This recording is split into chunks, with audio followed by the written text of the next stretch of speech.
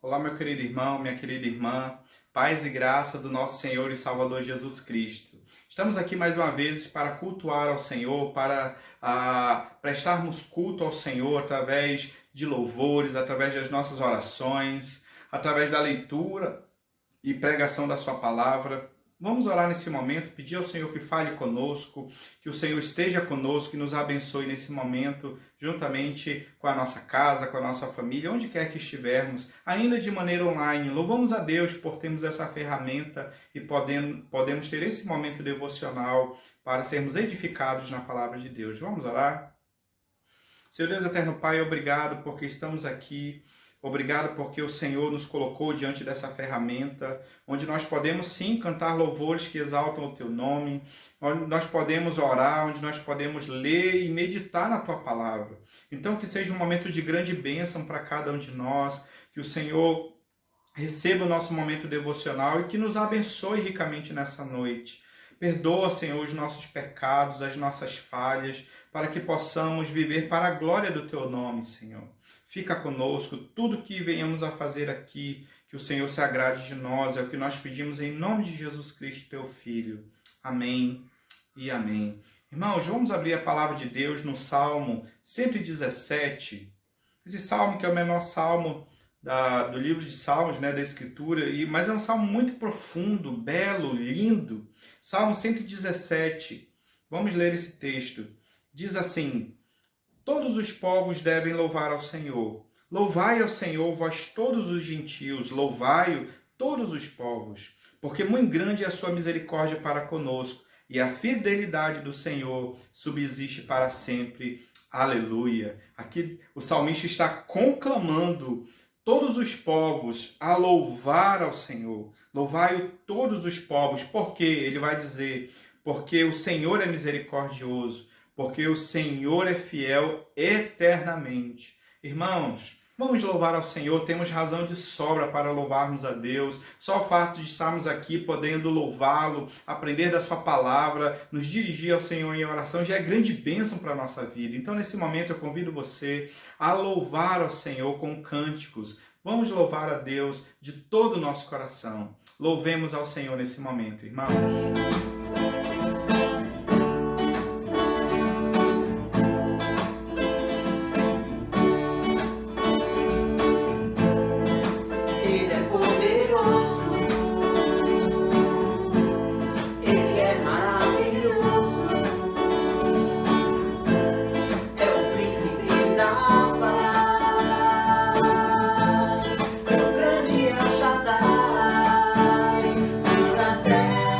Assim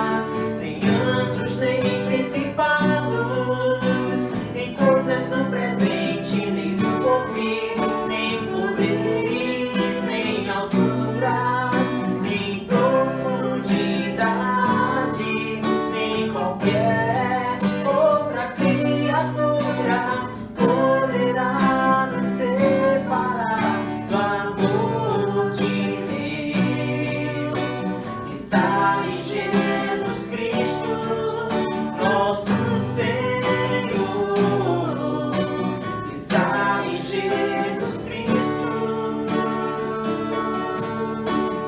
Quem nos separará do amor de Cristo? Será tribulação, angústia ou perseguição, fome ou nudez, perigo ou espada. Mas eu estou bem certo de que nem morte, nem vida, nem anjos, nem principados, nem coisas do presente, nem do porvir, nem poderes, nem alturas, nem profundidade, nem qualquer outra criatura poderá nos separar do amor de Deus que está em Jesus Cristo, nosso Senhor, que está em Jesus Cristo. Nada, nada poderá nos separar. Nada, nada poderá nos separar do amor de Deus que está em Jesus Cristo, nosso Senhor, que está em Jesus Cristo.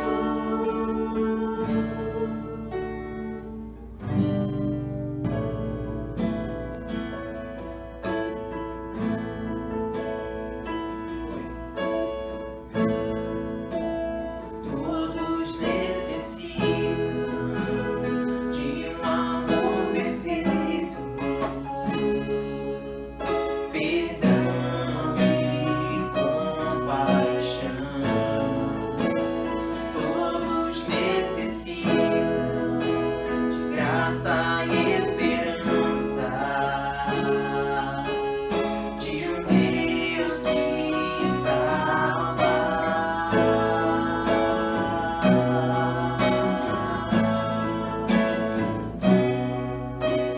Cristo move as montanhas e tem poder pra salvar, tem poder pra salvar, pra sempre, autor da salvação. Jesus a morte venceu, sobre a morte venceu.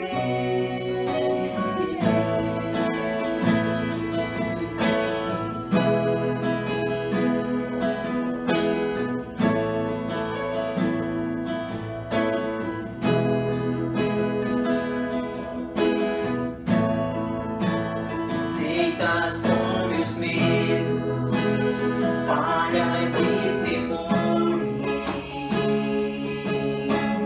enche o meu viver, a minha vida entrego pra seguir teus passos, a ti me rendo.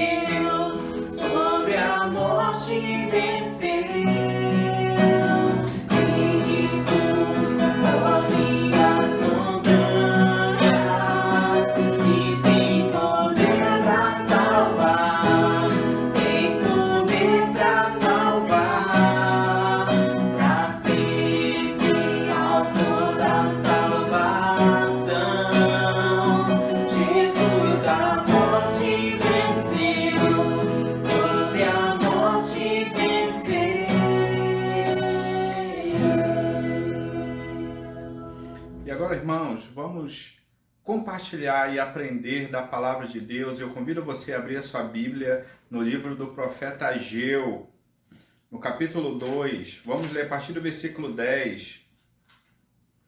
Espero que todos já estejam aí achando rápido o livro do profeta Ageu. Se você tem dificuldade de abrir direto, você pega Mateus, né, e vai voltando, né? Malaquias, Zacarias e Ageu. Ageu no capítulo 2, a partir do versículo de número 10. Vamos terminar hoje a nossa série de exposições no livro do profeta Ageu. E hoje Deus nos trouxe aqui para falar sobre a santidade do seu povo. Ageu capítulo 2, a partir do versículo de número 10, a palavra do Senhor nosso Deus diz assim: Ao 24º dia do mês nono, no segundo ano de Dario, veio a palavra do Senhor por intermédio do profeta Ageu, dizendo: Assim diz o Senhor dos Exércitos, pergunta agora aos sacerdotes a respeito da lei. Se alguém leva carne santa na orla da sua veste, e ela vier a tocar o pão, ou no cozinhado, ou no vinho, ou no azeite, ou em qualquer outro mantimento, ficará isto justificado? Responderam os sacerdotes: Não. Então perguntou Ageu: se alguém se tinha tornado impuro pelo contato com o corpo morto, tocar em alguma dessas coisas, ficará ela imunda? Responderam os sacerdotes: ficará imunda.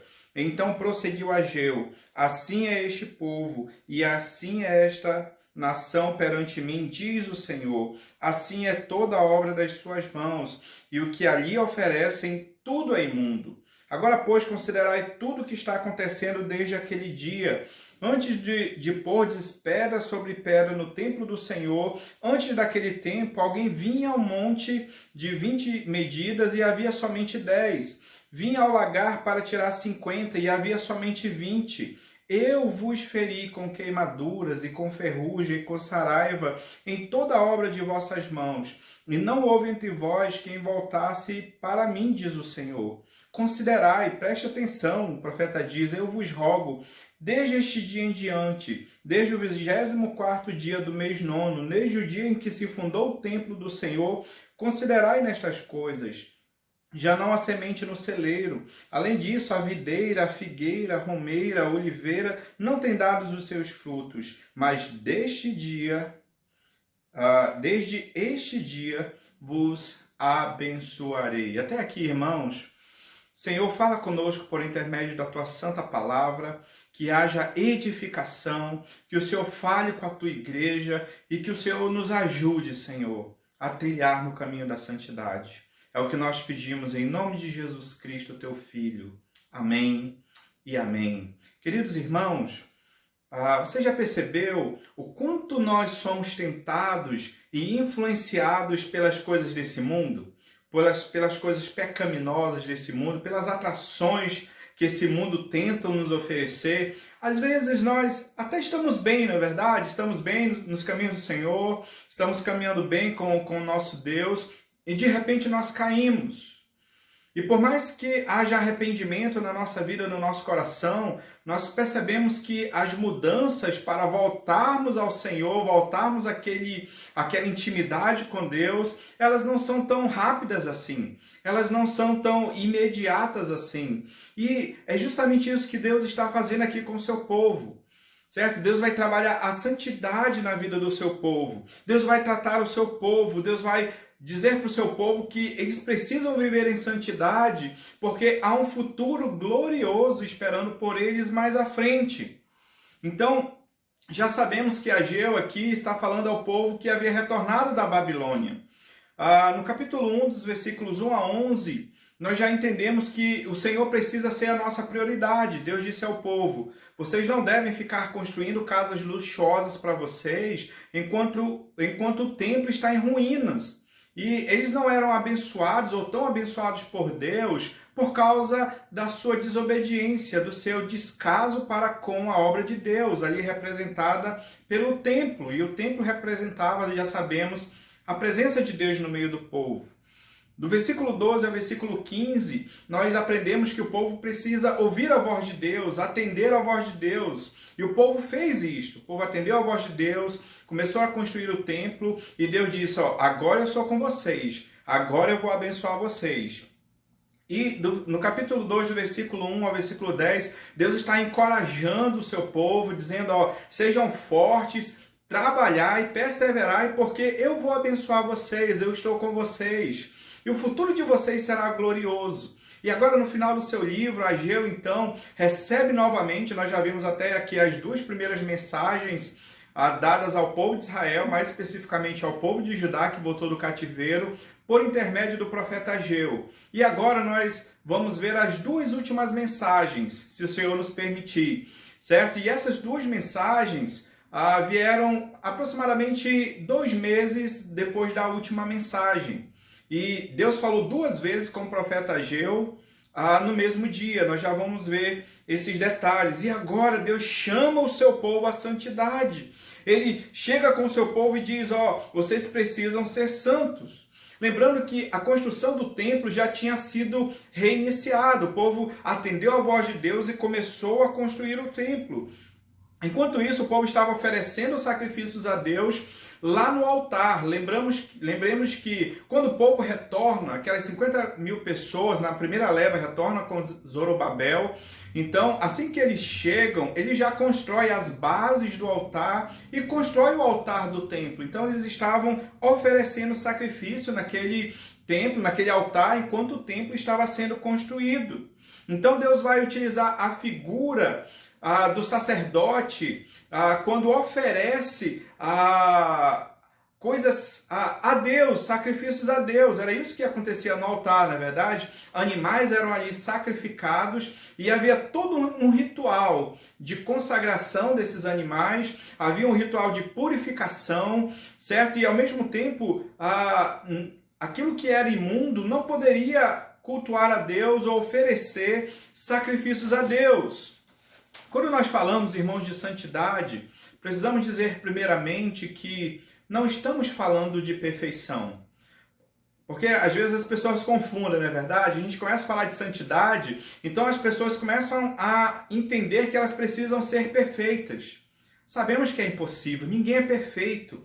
Então, quando nós falamos de santidade, nós estamos falando de alguém que olha para a palavra de Deus, que olha para a Escritura e fala assim, eu preciso viver isso daqui na minha vida. Mas não como algo pesado, não. Eu quero viver isso daqui porque eu tenho a alegria de viver isso daqui. Eu quero fazer isso daqui porque eu entendo que é um privilégio. É uma alegria servir a Cristo. E eu vou tentar viver por essa palavra. E ela vai ser, de fato, a minha única regra de fé e de prática. Então, isso é santidade. É alguém que é separado para servir a Deus, que é santificado para a glória de Deus. Pensando nisso, eu gostaria de propor o seguinte tema para a gente. Deus requer santidade do seu povo. E eu gostaria de tirar alguns ensinamentos desse texto, onde Deus vai trabalhar essa questão da santidade. Então vamos lá. O primeiro ensinamento, irmãos, é o seguinte, muito interessante. O primeiro ensinamento é: impureza se transmite mais facilmente que a pureza. Vou repetir, a impureza se transmite mais facilmente que a pureza. É interessante aí, se observarmos, do versículo 10 ao versículo 14, Deus chama o profeta Ageu e manda ele lá com o sacerdote. E ele vai fazer 2 perguntas aos sacerdotes sobre a questão da purificação, certo? Aquilo que é santo, se aquilo pode santificar alguma coisa, e vai falar também da ideia da purificação. Ele vai fazer 2 perguntas aos sacerdotes e logo em seguida ele vai fazer uma aplicação direta para a vida do povo de Deus. E a primeira pergunta que ele faz é o seguinte, versículo 12. Se alguém leva a carne santa na orla de sua veste e ela vier a tocar o pão, ou cozinhado, o vinho, ou no azeite, ou em qualquer outro mantimento, ficará isso santificado? Responderam os sacerdotes. Não. O que ele pergunta aos sacerdotes? Nós sabemos que os sacerdotes eram aqueles que pegavam aquele animal sem defeito, preparado, e sacrificava aquele animal. Só que é interessante que na lei de Deus, parte dessa carne era destinada aos sacerdotes. Ele levava para sua casa e comia, mas essa carne era considerada santa, então ele enrolava na orla das suas vestes. Então, Ageu chega com os sacerdotes e pergunta assim, se o sacerdote pegar essa carne que é santa, e essa carne, de repente tocar em outro mantimento, Isso que foi tocado pela carne será santo também? Ou seja, essa carne santa vai transmitir santidade para os alimentos não santos? E o sacerdote diz, é claro que não.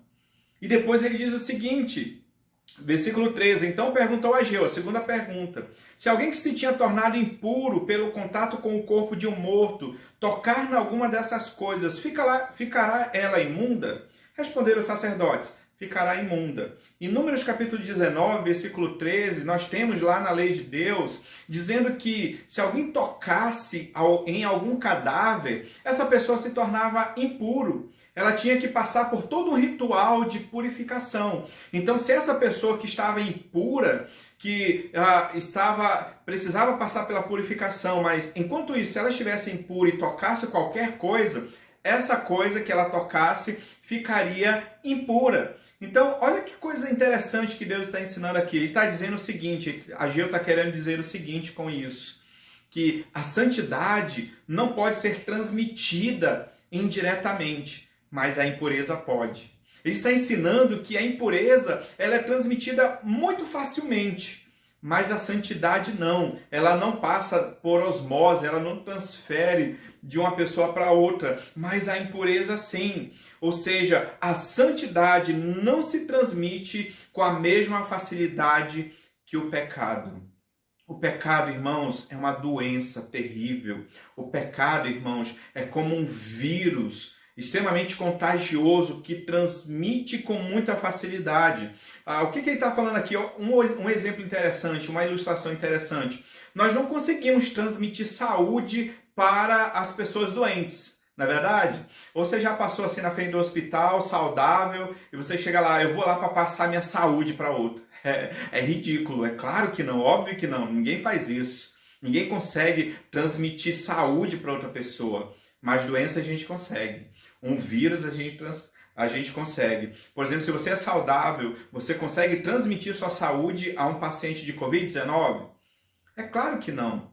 Mas se alguém tiver contaminado com o vírus da Covid-19, ele consegue passar e transmitir aquilo e propagar aquilo. É essa a ideia que Ageu está levantando aqui no texto. Então, versículo 14, nós temos a aplicação disso.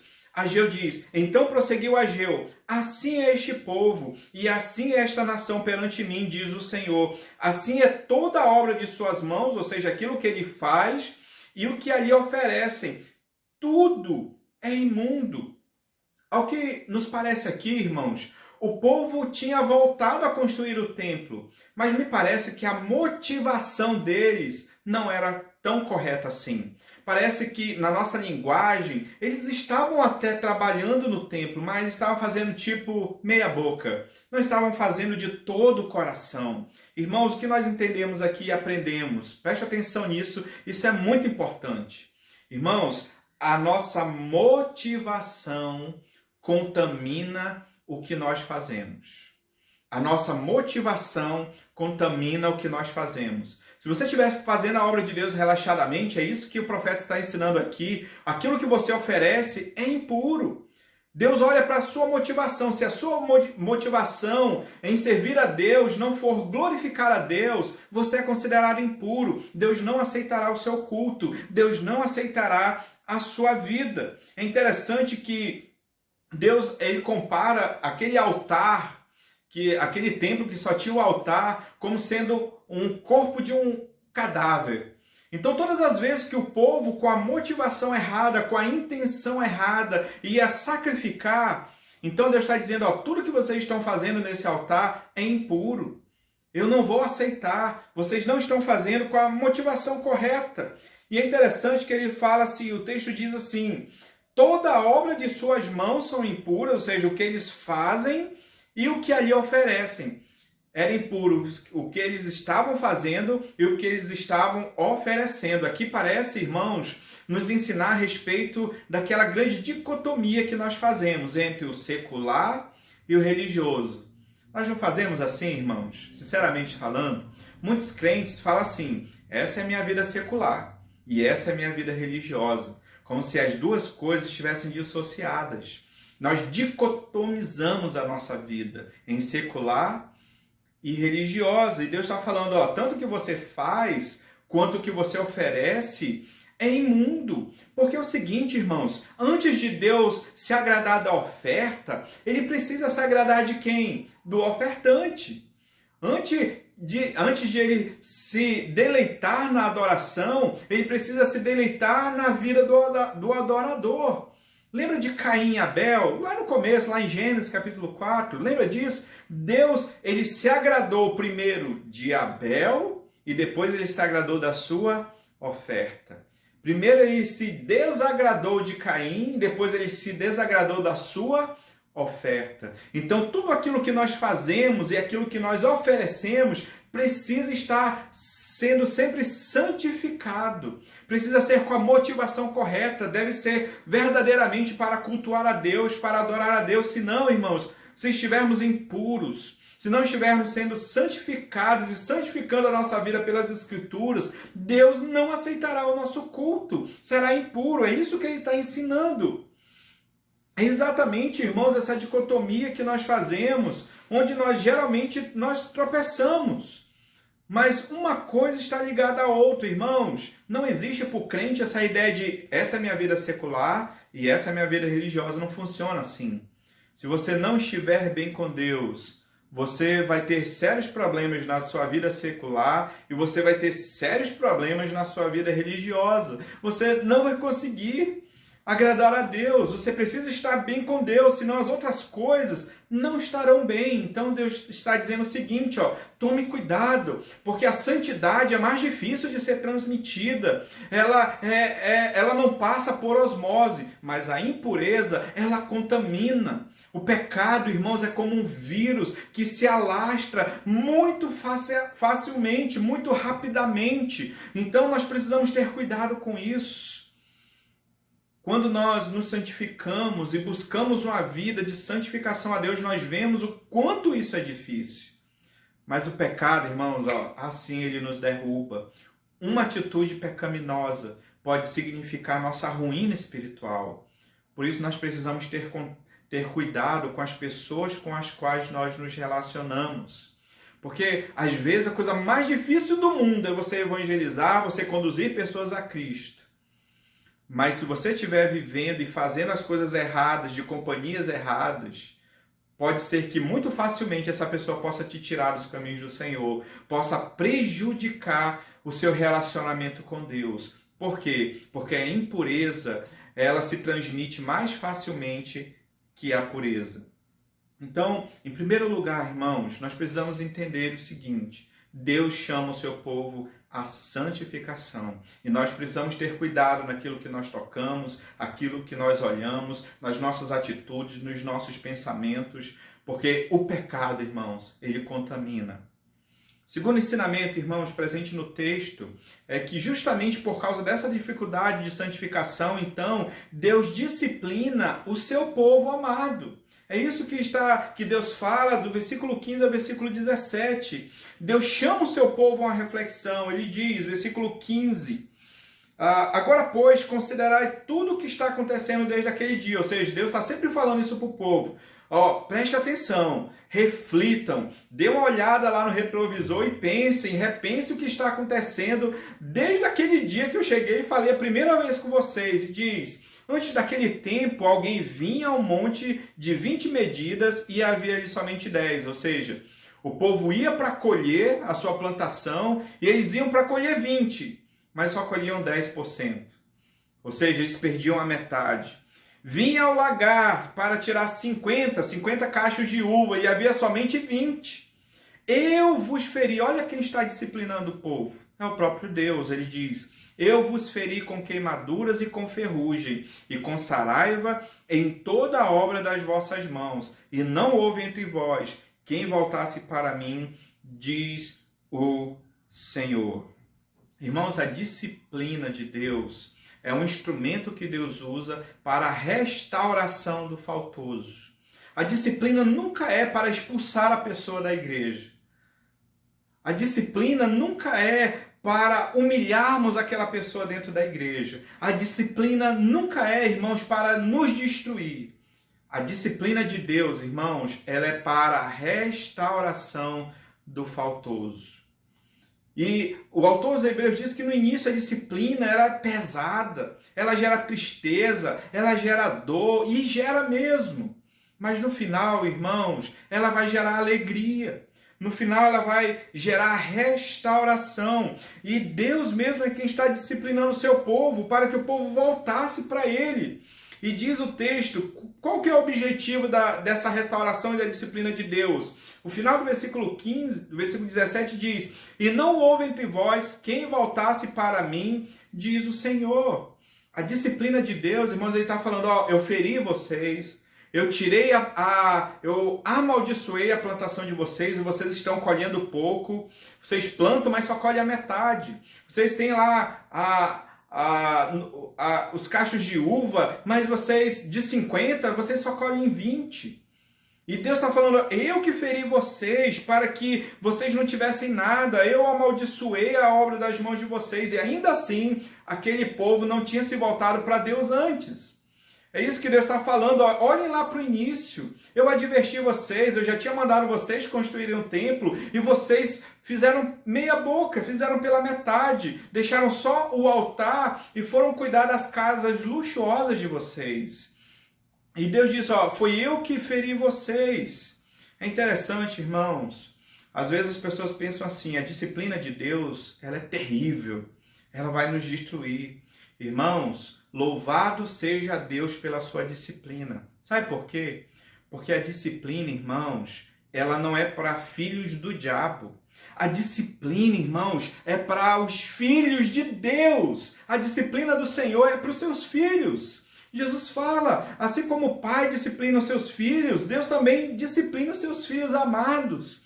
A disciplina, irmãos, não é para bastardos. A disciplina é para filhos de Deus, que são amados por Deus, que Deus quer que eles retornem aos seus caminhos. É por isso, irmãos, que precisamos aceitar a disciplina do Senhor. É por isso que nós precisamos louvar e agradecer a Deus, porque Ele nos disciplina, porque Ele nos corrige, porque muitas das vezes Ele até permite que nós percamos coisas nas nossas vidas para que possamos confiar nele, para que possamos viver para a sua glória, para que possamos estar firmes nos teus caminhos.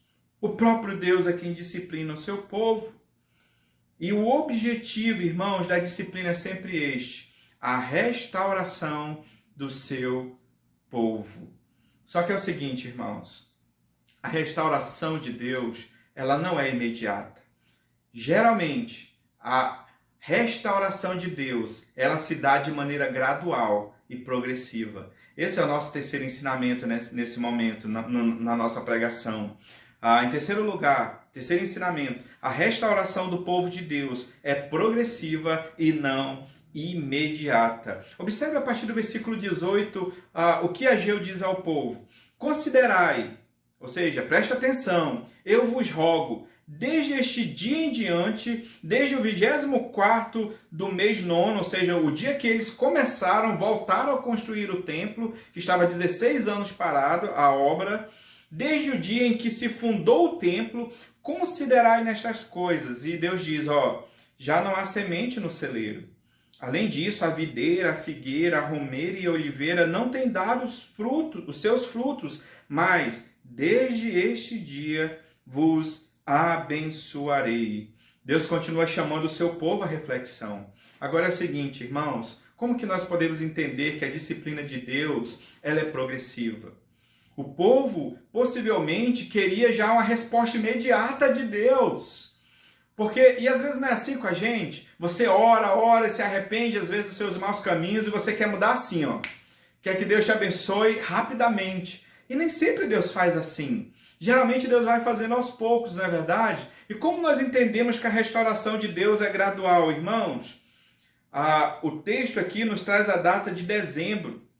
Essa palavra aqui, a última, veio no dia 18 de dezembro. Em Ageu, nós podemos encontrar a data com muita facilidade, porque ele registra em detalhes a data dos acontecimentos, das mensagens que ele recebeu do Senhor. Então, era dezembro. E naquela região do Oriente Médio, dezembro, irmãos, marca o quê? O início do inverno.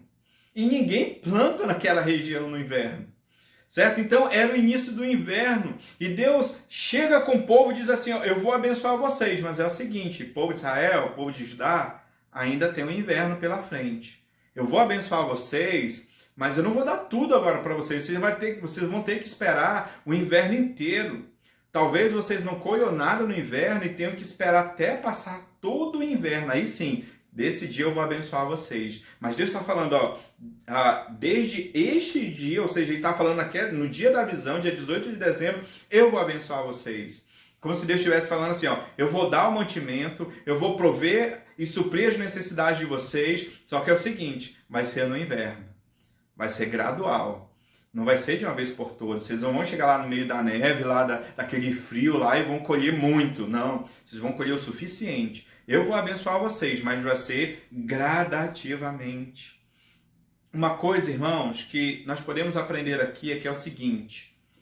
Deus pode e geralmente Ele perdoa o nosso pecado no presente.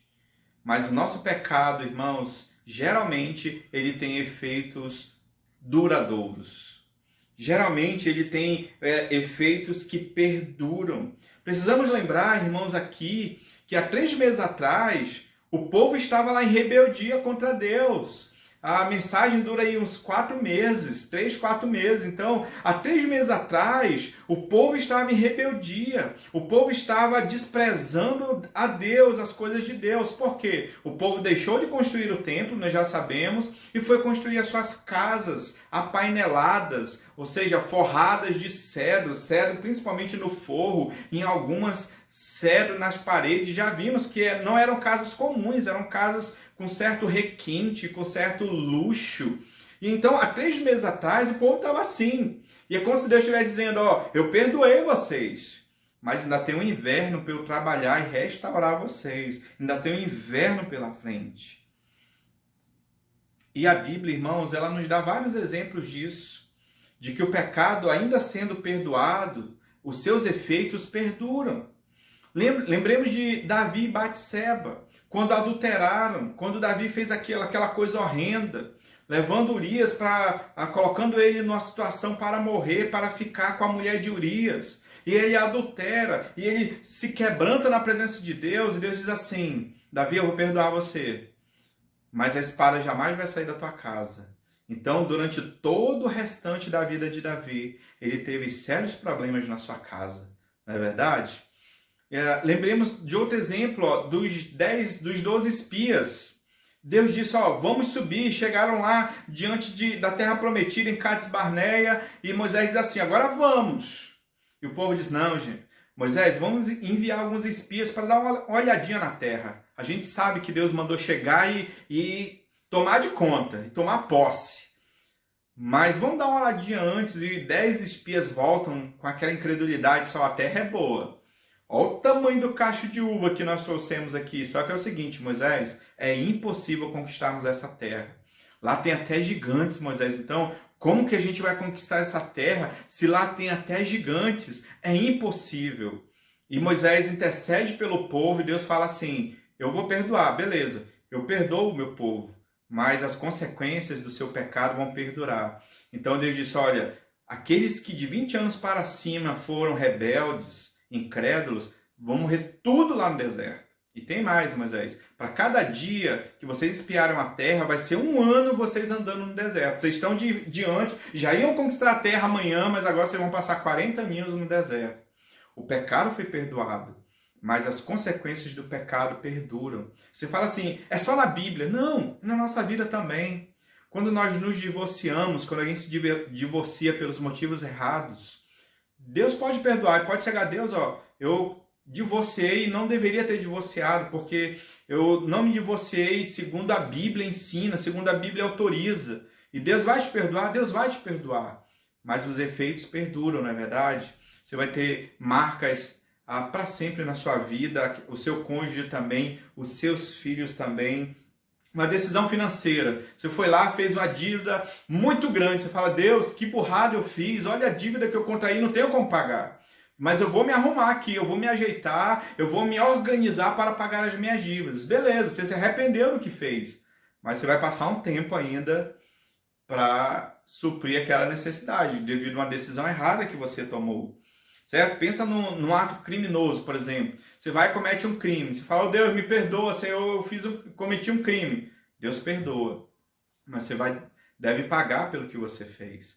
Relações sexuais antes do casamento. Deus perdoa. Mas isso também vai trazer consequências desastrosas para a sua vida. Então, irmãos, nós entendemos nesse texto que Deus tinha perdoado o seu povo. Deus estava ali para abençoar o seu povo, mas as consequências do pecado do povo, elas perduraram. Então Deus vai restaurando o seu povo aos poucos.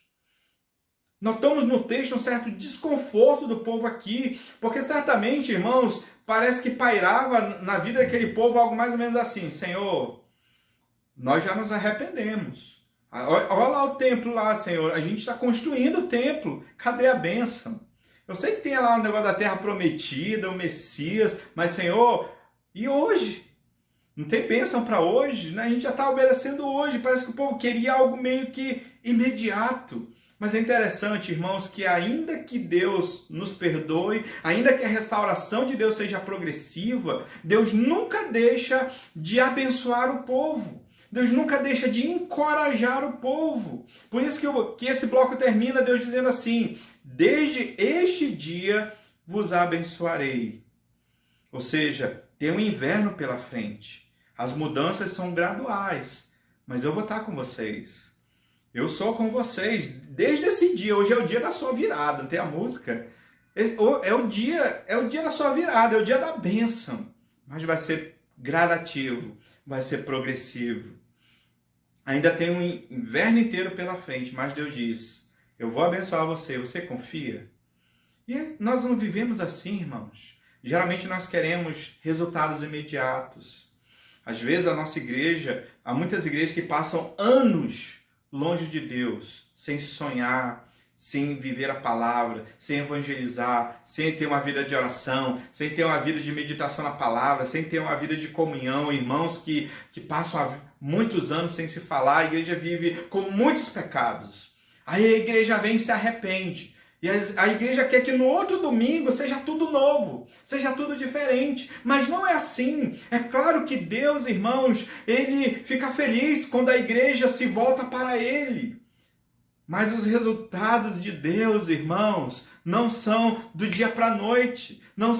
Geralmente não são imediatos. Deus pode abençoar imediatamente, mas geralmente Deus vai dando aos poucos. Mas Deus disse, eu sei que está difícil. Eu sei que o processo dessa igreja vai ser difícil. Eu sei que a revitalização dessa igreja vai ser difícil. Mas eu vou te abençoar desde hoje. Você confia? Você acredita que Deus vai mudando aos poucos, vai santificando vocês aos poucos? E eu lembro aqui de Pedro. Lembra quando Pedro estava pescando? Tinha uma grande multidão lá perto de Jesus. Jesus estava perto do lago de Genezaré. E estava lá Pedro, voltando ali a noite inteira pescando, já lavando as redes. E Jesus entra no barco de Pedro e diz assim, afasta um pouquinho aí que eu vou pregar aqui, tem muita gente. E ele chega com Pedro e diz assim, Pedro, faz o seguinte, vai lá no fundo, vai lá ao largo, né, ao fundo, a parte mais funda, mais profunda, e joga a rede lá, Pedro. Pedro deve ter pensado assim, como? Ele é só um pregador aí, um rabi, um mestre. Ele fala assim, nós trabalhamos a noite inteira e nada apanhamos, mas ele diz o seguinte, mas sob a tua palavra eu lançarei as redes. Ele estava se esforçando para crer, para acreditar, porque ele sabia que a menos que acontecesse algo sobrenatural ali, nada aconteceria. Ele era experiente, já tinha pescado a noite inteira e sabia os locais onde poderia encontrar peixe e não pegou nada. Mas ele disse assim, já que Deus está mandando, eu vou confiar. Aquele meio confiar, desconfiando. Mas eu vou confiar. Irmãos, veio tanto peixe, que não aguentou. As redes começaram a se romper, chamaram outro barco. Os dois barcos quase afundam. E chegou lá e pescou e disse, Senhor, afaste de mim, porque eu sou pecador. Da mesma forma nós, irmãos, Deus trabalha nas nossas vidas, a disciplina vai trabalhando a nossa vida, o nosso caráter, a nossa dependência de Deus. A santidade, irmãos, sempre será um caminho mais árduo, sempre será um caminho mais difícil, Mas no meio da restauração de Deus, Deus fala, eu vou estar com você nesse processo, meu filho. Eu vou estar junto com você. Você quer mudar? Você quer trabalhar na minha obra? Você quer construir o meu templo? Ele disse ao povo de Israel, tudo bem, eu vou te abençoar. Vai ser do meu jeito, vai ser uma restauração progressiva, gradual. Mas eu estou no meio de você. Você confia? Eu não vou mudar as coisas de uma hora para outra, mas você vai continuar acreditando em mim, você vai perseverar na obra, me servindo de todo o seu coração. O caminho da santidade, irmãos, é mais difícil. Ele requer um esforço muito maior de cada um de nós. Por quê? Porque a santidade não se transmite tão facilmente quanto a impureza. E para concluir, irmãos, o profeta Ageu conclui seu livro com a profecia que aponta para o Messias, mas com a promessa maravilhosa. E agora não é ao povo. Ele já falou ao povo, mas agora ele vai falar especificamente de Zorobabel. E Zorobabel aqui é um tipo de Cristo, porque ele aponta para Cristo. Diz assim a partir do versículo 20. Veio a palavra do Senhor segunda vez a Ageu, ou seja, a segunda vez que Deus está falando no mesmo dia ao profeta Ageu, ao 24º dia do mês, dizendo, fala a Zorobabel, governador de Judá. Então a mensagem não é ao povo, é alguém específico, é Zorobabel, que era o governador de Judá naquele momento. Farei abalar o céu e a terra, e derribarei o trono dos reinos, e destruirei a força dos reinos das nações. Destruirei o carro e os que andam nele. Os cavalos e os seus cavaleiros cairão, um pela espada do outro. Naquele dia, diz o Senhor dos Exércitos, tomar-te-ei, ó Zorobabel, filho de Salatiel, servo meu, diz o Senhor, e te farei como um anel de selar, porque te escolhi, diz o Senhor dos Exércitos. Deus vai falar aqui, irmãos, de um abalo sísmico, não é verdade? Ele vai falar daquele que vai fazer, que é o Senhor dos Exércitos. E ele fala por intermédio de quem vai fazer, por intermédio de Zorobabel. Primeiramente, Deus diz que vai vai abalar as nações. Versículo 22, derrubarei o trono dos reinos e destruirei a força dos seus reinos. Versículo 21, farei abalar o céu e a terra. O que Ageu está querendo dizer aqui a Zorobabel? Está dizendo o seguinte, isso é muito contextual para a época, porque Dario era o segundo rei dos persas. O primeiro rei havia morrido e, é claro, havia certas revoltas no reino da Pérsia, porque quando o primeiro rei morreu, alguns povos pensaram assim, é a nossa chance de nos ver livres desse exílio aqui, é a chance de a gente se ver livre dos persas. Então o rei Dario entra e ele tem que administrar essas revoltas no reino. Então essa mensagem aqui tem tudo a ver, farei abalar o céu e a terra, e os tronos e as nações. O que ele está ensinando para Zorobabel? Está dizendo assim, é eu que mando nas nações. Eu que sou soberano, é eu que reino. Não é o rei Dario, não é o rei da Pérsia que reina, sou eu. Ele está dizendo o seguinte, as nações vão cair, porque eu que domino as nações. E quem que domina as nações? Diz, o Senhor da história é Deus. Ele se denomina aqui o Senhor dos Exércitos. Você percebeu nas últimas mensagens, já essa quarta mensagem, que a gente está sempre utilizando esse termo Senhor dos Exércitos? Ele aparece, irmãos, 14 vezes só no livro do profeta Ageu. Um livro com 2 capítulos, tem 14 vezes Senhor dos Exércitos. É porque Deus está sempre lembrando o povo que quem manda na história é Ele. Quem governa as nações não são os seus reis, mas é Ele próprio que governa as nações, Ele que rege as nações. E ele aponta para aquele dia, ele diz no versículo 26, naquele dia. E no Antigo Testamento, essa expressão naquele dia, sempre aponta para algo futuro, algo messiânico, aponta para o que dia? O dia do Senhor. Então ele está falando, eu vou abençoar você agora, Zorobabel, mas você está apenas representando, simbolizando algo maior que está para vir. Diz, naquele dia, diz o Senhor dos Exércitos, tomar-te-ei ao Zorobabel, filho de Salatiel, servo meu. Olha a expressão, servo meu. Essa expressão, servo meu, irmãos, é sempre uma expressão usada no Antigo Testamento daqueles grandes homens de Deus que foram usados em sua obra. Então, quando Deus queria usar poderosamente alguém, ele falava assim, servo de Deus, servo meu. Diz o Senhor, eu te farei como um anel de selar, porque eu te escolhi, diz o Senhor dos Exércitos. Deus abençoou aquele homem. Deus abençoou aquele governador de Judá, mas quase nada se fala a respeito de Zorobabel depois do que aconteceu aqui. Sabe por quê? Essa ideia do anel de selar, os irmãos lembram que o anel do rei era aquele que credenciava os documentos, que legitimava os documentos. Então ele sempre andava com o anel ou no seu dedo, ou então no seu pescoço, amarrado a um cordão no seu pescoço. Significa que, o que significa colocar Zorobabel como um anel de selar? É que ele estava apontando para um reino muito maior. É como se Deus, aí nós precisamos voltar lá em Davi. Deus promete a Davi que o seu reino seria eterno, que o seu reinado seria eterno e jamais faltaria descendente de Davi, no trono de Davi. Isso é promessa de Deus para Davi. E Deus vem cumprindo isto. E quando chega em Zorobabel, essa profecia, ela continua. E Deus está dizendo, isso é um selo, isso é uma garantia e não pode ser mudado. Irmãos, Zorobabel, governador de Judá, é descendente de quem? De Davi. E ele está dizendo, a linhagem real do dia do Senhor está garantida. Zorobabel era a garantia, era o selo de que a linhagem de Davi iria continuar. E nós sabemos, irmãos, onde a linhagem real de Davi vai terminar. Ela termina onde? Em Cristo. Se você abrir a sua Bíblia no início de Mateus 1 e Lucas 3, o nome de Zorobabel está lá. Vem lá de Davi, falando da linhagem real, e passa por Zorobabel e vai até quem? Vai até Cristo.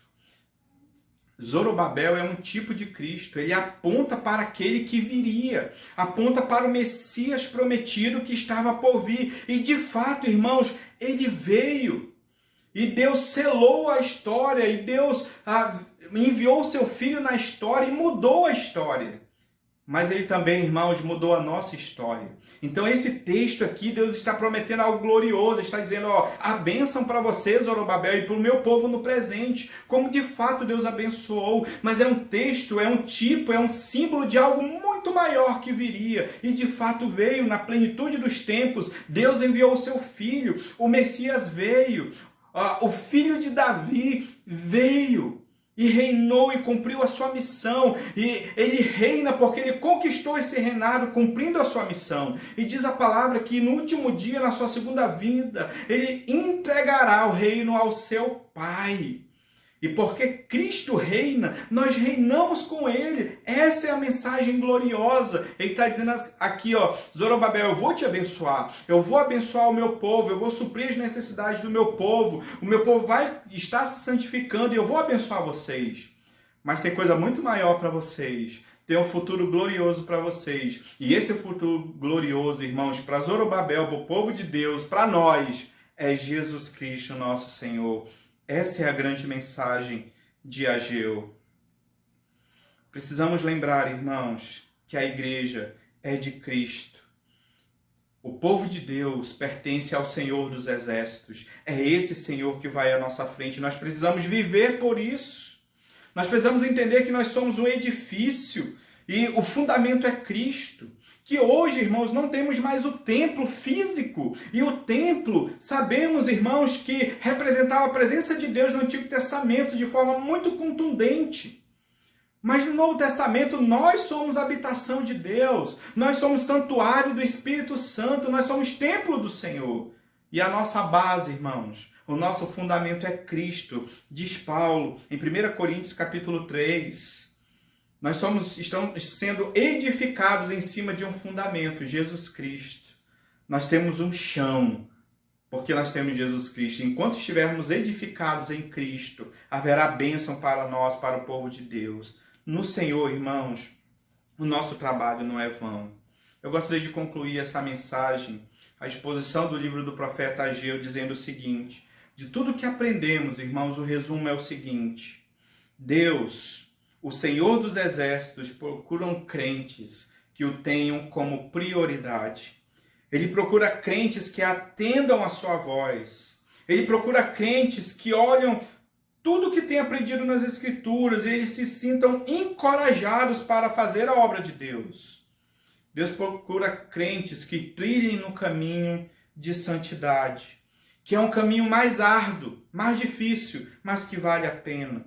Deus, o Senhor dos Exércitos, procura crentes que olham para Cristo e vivam sempre com essa perspectiva de um futuro glorioso com Cristo.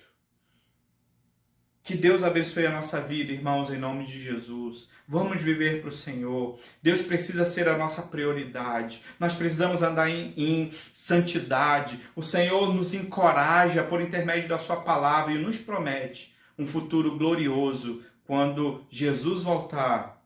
E nós viveremos para sempre com o Senhor e reinaremos para sempre com o Senhor no novo céu e na nova terra. Então, viva isso para a glória de Deus. Que Deus possa ter abençoado os irmãos nessa exposição do livro do profeta Ageu. Para mim foi uma grande bênção, uma grande edificação para a minha vida e eu espero que tenha sido para a sua também. Vamos orar? Senhor Deus, muito obrigado, Senhor, por estudarmos a Tua palavra, o livro do profeta Ageu, que é tão atual para as nossas vidas. Continua nos abençoando, continua falando conosco, sempre por intermédio da Tua palavra. E tudo que nós aprendemos nesses 4 domingos no livro do profeta Ageu, que de fato seja prático nas nossas vidas. Queremos viver a Tua palavra, Senhor, em nome de Jesus. Agora, Senhor, abençoa o Teu povo. Supra as necessidades do Teu povo. Visita, Senhor, cada um que está ouvindo essa palavra, vendo essa palavra, e que de fato o Teu Espírito Santo aplique essa palavra para que tenha um efeito prático, contínuo nas suas vidas. Em nome de Jesus. E agora, irmãos, que a graça do nosso Senhor e Salvador Jesus Cristo, o nosso Rei, que a comunhão e as consolações do Espírito Santo de Deus e a bênção de Deus estejam com todos os irmãos e com todo o povo de Deus onde quer que esteja, agora e para todo sempre. Amém e amém.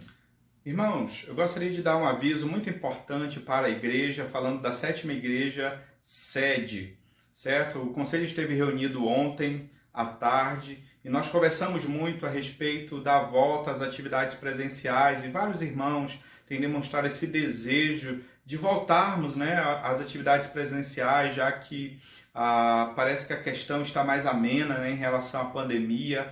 Então, irmãos, com muita alegria, eu gostaria de anunciar aqui aos irmãos que, se Deus permitir, a partir do dia 14 de março, do próximo domingo, nós estaremos retornando às atividades presenciais na sede. Certo? O nosso retorno será gradual. Essa decisão do conselho, irmãos, ela é baseada em números. Sabemos que o número de casos de Covid-19 tem diminuído de forma significativa em nosso estado, o número de mortes, o número de internações, a ocupação nos hospitais tem sido cada vez menor. E sabemos que, assim como tem o comércio, né, está abrindo aos poucos, também a igreja pode voltar a reunir. Certo? Então nós faremos da seguinte forma, será um retorno gradual. Então na 7ª igreja sede, nós iremos fazer até o final de março, pelo menos apenas uma reunião por semana. E ela será no domingo pela manhã. Então a atividade presencial na igreja no próximo domingo será de 9 da manhã até 10h20, 10h30 apenas, certo? Nós vamos chegar, vamos ter todos os cuidados, todo o protocolo, orientamos aos irmãos do grupo de risco, né, que permaneçam nas suas casas, a não ser que você já tenha sido vacinado e você está bem, quer participar, você pode ir, pode louvar a Deus e cultuar a Deus. Então, nós iremos aumentar ainda mais o nosso zelo com relação aos cuidados, uso de máscara, muito álcool em gel, certo? A gente vai ter medidor de temperatura na porta da igreja. Então, eu gostaria de convidar toda a igreja. E é claro, irmãos, sabemos que se de repente tiver algum irmão, membro da igreja que tem medo, que ainda se sente desconfortável, nós entendemos, tudo bem, você pode ficar na sua casa, nós faremos o possível para gravarmos todos esses momentos de culto e colocarmos esses cultos na internet, talvez até à noite, para que você possa, às 19 horas, já ter esse culto disponível na internet, ou então, no mais tardar no próximo dia, já terá lá o culto, a pregação, você poderá participar e fazer o seu momento devocional na sua casa. Certo, irmãos? Então, é com muito zelo, com muito carinho, que o Conselho tomou essa decisão em relação à sede, certo? Voltaremos agora, as congregações ainda vão definir a data, mas entendemos, irmãos, que é muito importante que nós voltemos, certo? Não é uma volta irresponsável, nós vamos voltando aos poucos, com todo cuidado. Então, irmãos, nós estamos felizes de podermos voltar às atividades no templo e nós esperamos que os irmãos participem, certo? Essa é a principal aviso. O outro, é claro, é mais triste, né, que é com relação ao nosso acampamento. Infelizmente, não poderemos fazer o acampamento agora em abril, até por conta da pandemia, certo? Esse tipo de evento ainda está suspenso. Então, nós não vamos infringir a lei, nós cumprimos a lei. Então, não teremos o nosso acampamento. Quem sabe aí no segundo semestre, mas não tem nada definido. Só que é o seguinte, irmãos, sabemos que boa parte dos irmãos já pagou o acampamento completamente ou em partes. Então, caso algum irmão esteja precisando desse dinheiro e você quer receber o seu dinheiro de volta, de repente alguns irmãos desempregados, passando dificuldades, você pode entrar em contato comigo, com a Cristina, minha esposa, e nós estaremos devolvendo o seu valor, se você achar por bem assim. Se você quiser deixar com a gente esse valor, não, quando tiver acampamento já está pago, beleza. Mas se você estiver precisando desse valor, nós poderemos então estar devolvendo o valor que você já pagou para o seu acampamento. Certo, irmãos? E vamos orar para que no momento oportuno a gente possa ir tranquilamente fazer um passeio, fazer um acampamento. E sabemos que estamos com saudade. Nosso último acampamento foi maravilhoso. Mas logo, logo, irmãos, vamos orar para toda a população no Amazonas, no Brasil, ser logo vacinada, para a gente poder logo fazer esses eventos. Mas fica aí esse aviso, então o acampamento está cancelado, certo? Até termos condições de fazer. E os irmãos que estiverem precisando do dinheiro, né, que já pagaram, né, das inscrições, você pode entrar em contato com a gente e a gente viabiliza aí a devolução desse valor para você, tá bom? No mais, uma boa semana, espero ver alguns irmãos, certo? Um bom número de irmãos no próximo domingo lá na igreja, no templo. A gente vai arrumar tudo com muito carinho, sanitizar, higienizar tudo, ter todo o cuidado para cultuarmos a Deus. Então, dia 14, próximo domingo, 9 horas da manhã, lá na sede, se Deus permitir, estaremos cultuando ao Senhor. E os que não puderem estar presentes, nós iremos disponibilizar isso na internet, os irmãos depois poderão participar, tá bom? Um grande abraço, irmãos. Fiquem na paz do Senhor. Amo muito vocês, viu?